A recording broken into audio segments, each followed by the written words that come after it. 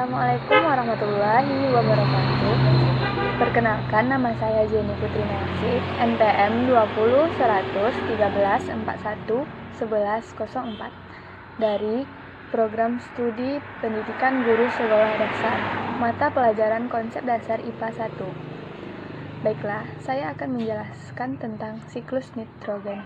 Sebelum kita mengetahui tentang proses dan tahapan dari daur nitrogen, sebelumnya mari kita mengetahui apa sih nitrogen dan daur nitrogen itu. Nitrogen merupakan salah satu unsur yang penting bagi organisme karena nitrogen merupakan salah satu komponen penyusun DNA. Atmosfer memiliki kandungan dengan nitrogen 78% dalam bentuk molekul gas N2.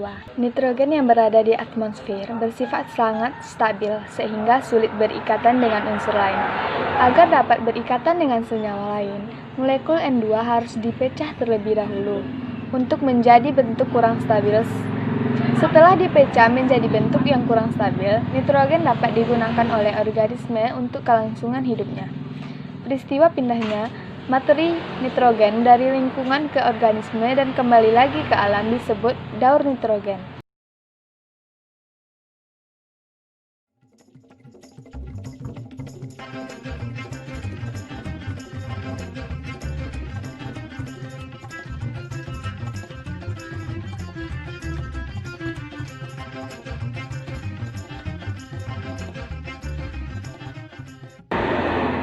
Baiklah, saya akan menjelaskan tentang fiksasi nitrogen.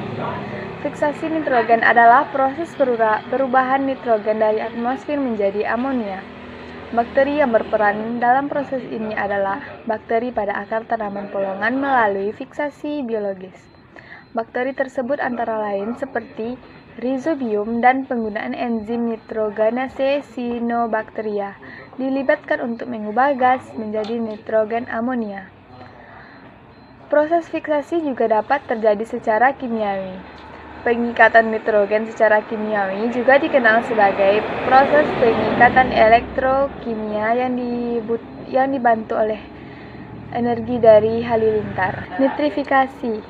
Nitrifikasi adalah proses oksidasi biologis amonia dengan oksigen menjadi amonium, kemudian nitrit dan diikuti oleh proses oksidasi nitrit menjadi nitrat. Degrasi amonia yang menjadi nitrit dikenal dengan nitrifikasi. Proses tersebut merupakan hal penting dalam siklus unsur hara tanah.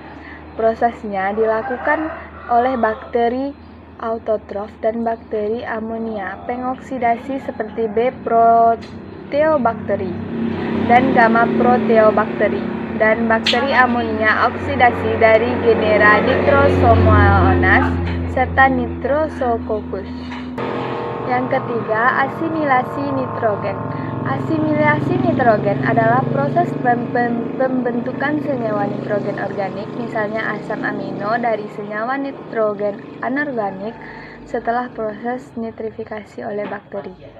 Tanaman akan menyerap nitrogen dalam wujud nitrat. Kemudian, gradien proton transporter nitrat akan menyerap nitrat dan kemudian diteruskan oleh xilem dari akar ke tunas. Pada tunas, reduksi nitrogen dilakukan dalam dua langkah, yaitu nitrat akan direduksi menjadi nitrit oleh reduktase nitrat dalam sitosol.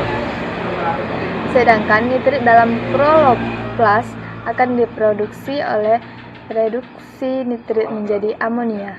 Yang keempat adalah amonifikasi. Amonifikasi adalah tahapan siklus nitrogen di mana sisa-sisa tanaman serta limbah terurai oleh organisme kemudian menghasilkan amonia disebut amonifikasi. Mikroorganisme dalam tanah akan mengurai bahan organik yang mati untuk dijadikan energi dan menghasilkan amonia serta senyawa dasar lain sebagai produk sampingan. Amonia dalam tanah akan bertahan dalam bentuk ion amonium. Yang terakhir adalah denitrifikasi. Denitrifikasi ialah proses reduksi nitrat yang berubah menjadi gas nitrogen inert dalam siklus nitrogen. Denitrifikasi dilakukan oleh bakteri seperti Pseudomonas dan Clostridium pada kondisi anaerobik.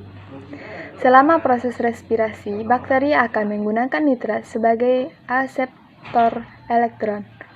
Bakteri yang mampu bertahan pada kondisi anaerobik ini adalah bakteri jenis anaerob fakultatif.